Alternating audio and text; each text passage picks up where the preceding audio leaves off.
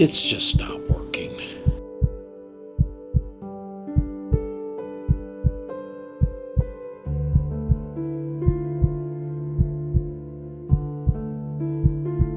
Warning. Terrain dismantled. Build failure is imminent. Mission compromised. Cancel red alert protocols.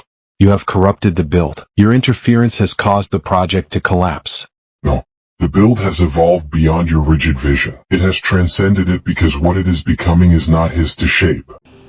The more I imagined the grove, the shrine, the 4 seasonal trees, the more it felt like the space was just too tight. I needed room to grow. So I took a trip to Lowe's and grabbed a couple of boards to expand the build, and I covered the back panels with green felt to give it a cleaner look. And with that, the layout had to shift, not just at the back, but up the front as well. I knew I was looking for the future when I started to add this back, because I'm going to do some things when I get to the plateau. I've got a few vague ideas that may or may not work. To be honest, I've even thought about asking people what they think should go into the build. I really would like to get some commentary from some of you, maybe some suggestions and some ideas about what I'm going to put up on top of this plateau. Yeah, at one point I had a little problem here when I put them up there. What seemed like a good idea didn't have enough support, but with a little putty, I was able to get those right back in place. It's not a perfect fix, but right now it'll do until I can get a more permanent solution in the tank.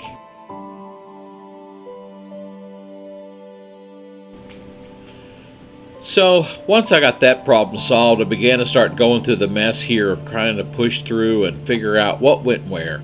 It's like a jigsaw puzzle up here, but you know what? It's actually pretty fun. And yeah, maybe it's silly, but as I was piecing it back together, it did feel like the layout was almost guiding me. Things just fell into place. Like I wasn't just rebuilding it, like I was revealing something really, really cool. And again, I just let it flow. Because as I originally said, I had kind of designed this after the Dwarven Forge Wyvern's Peak or Wyvernstone Peak build. But once I began to realize, it's just not working, I started to make adjustments because I wanted my grove to be somewhat different from the grove they had. And well, again, it seems to have evolved on its own. And I'm pretty pleased with how this has actually turned out. So all I needed to do at that point was then turn around and rebuild the plateaus and put the river back in and the other part of the mountain section of the whole build. So it's coming back together pretty quickly, and I feel like with this board under, it's going to give it more security, more stability. I've got room now to kind of let it grow and work off the back a little bit more instead of being trapped by the wall. Not much, but just enough. Now, let's get some trees in this grove. The spring tree didn't begin with confidence. It began with hesitation. I wasn't sure this scheme would work. Pinks, purples, mint greens on this twisted frame. But the grove had changed everything, and this tree needed to bloom and be the right one for this spot. I started with the bark, dry brushing over dark wood with pale spring tones, a soft blend of dark carrick stone and powdered witch flesh, to try and get it to look like a new growth or new branches, new bark, or just maybe sunlight breaking through the winter canopy onto this new platform. To be honest with you, with this model, the texture carried it. And what I've discovered, when you kind of paint, I learned that you don't just paint a model, you let it reveal itself to you. It's all there. I mean, Michelangelo used to say that about the stone, that the statue was already in there. Not that I'm a Michelangelo, but I get the vibe to just kind of trust your instincts, trust what you find, and the more you practice, I think the better you get at it.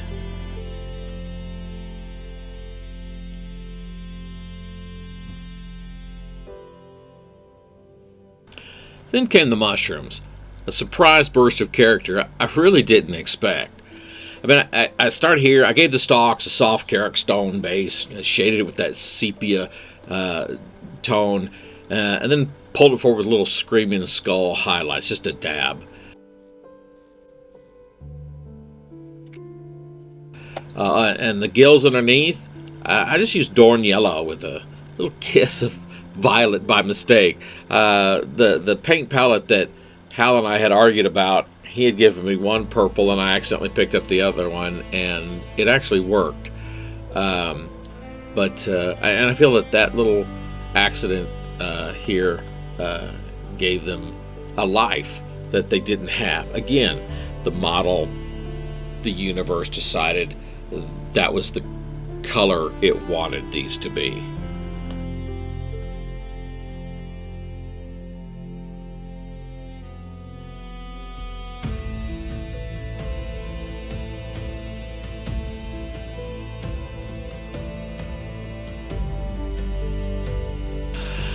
Yeah, I feel like I'm getting more confident when it comes to mixing paints, especially just throwing some white in it and kind of bringing or lighten up the color in that respect.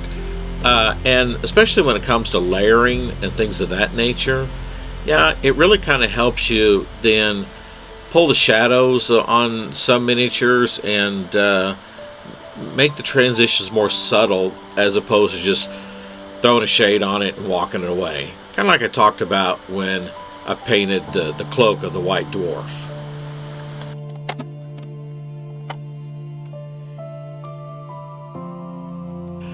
Then the caps, I hit them with a Gauss Blaster green and then Maggle's purple.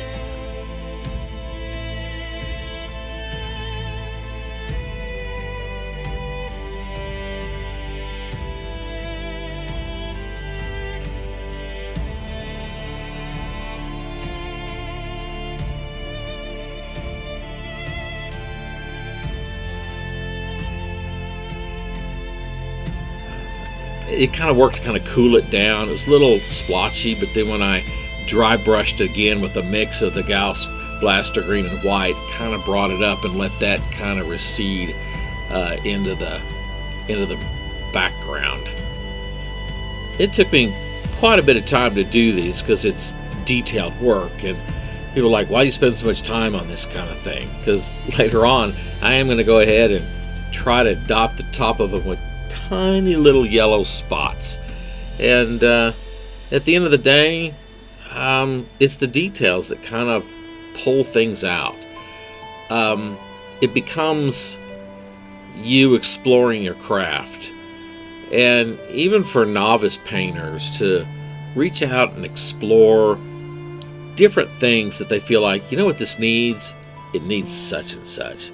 And again, you just gotta trust it. And again, if it turns out to not work, if it sucks, then, well, you just paint over it.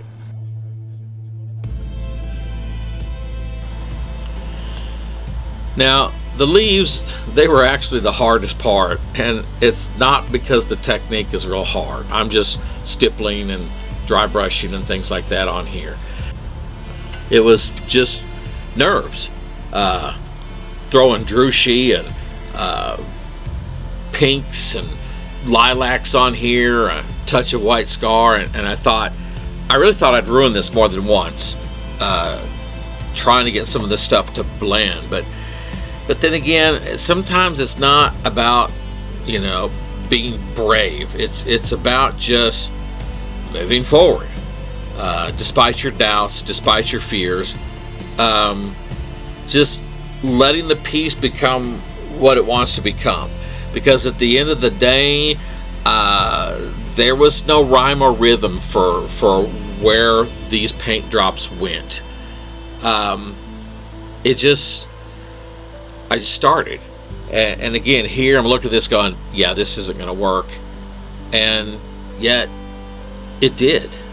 when I was done pulling it all together with the lilac color. Because at the end of the day, it was just following my eye. It's like I'd reach a point like, oh, this looks too sharp, and then I would then just blend it a little bit, and just kind of dry brush over it so it looks, so the one is kind of showing through the others, and just basically let it do what it wants to do. And again, as I say, when I put this lilac on it and did a full dry brush over everything, it started pulling it together to be what I think it needed to be.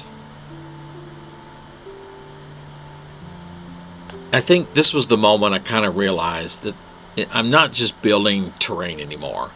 I'm creating something. Memory, breath, I don't know.